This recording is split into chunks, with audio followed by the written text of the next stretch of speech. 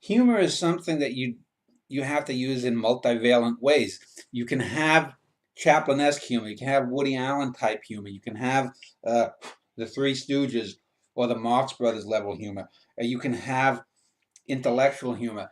Um, you know, in the Al Capone zone, I mean, there you could say there's a humorous moment or two, but it's pretty much a dramatic representation going backwards in time from adulthood to childhood of the sociopathic tendencies or psychopathic tendencies of this human being. And there are some I'm not moments. positing that it is a satirical poem or anything. I'm talking about the humorous moments in it where you'll laugh out loud, just as in Richard Nixon, where he calls his mom and his mother as unable to even understand Richard Nixon for Richard Nixon. Yeah, These are humorous moments that no other poet would put in their poems, and yeah. even if they tried to, would not be able to do well.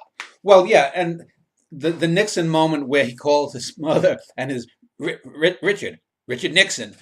Well, this Yes. is an old trope that goes back to vaudeville. And since the time that, I mean, you could look at many Hollywood comedies from the 30s and 40s, and someone is calling on the phone, or you look at old sitcoms from the 50s or 60s on television.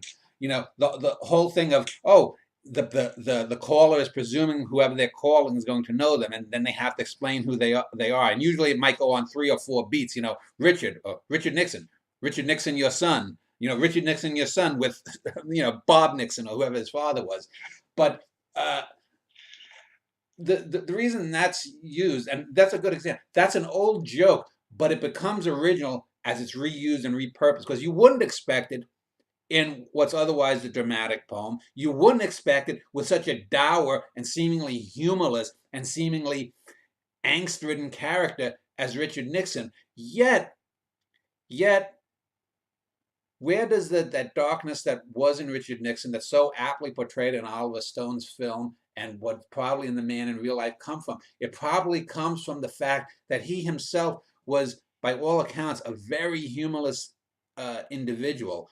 You'll see in Richard Nixon makes a couple of appearances in A Norwegian in the Family, and I really get to his character quite well in just a few pages.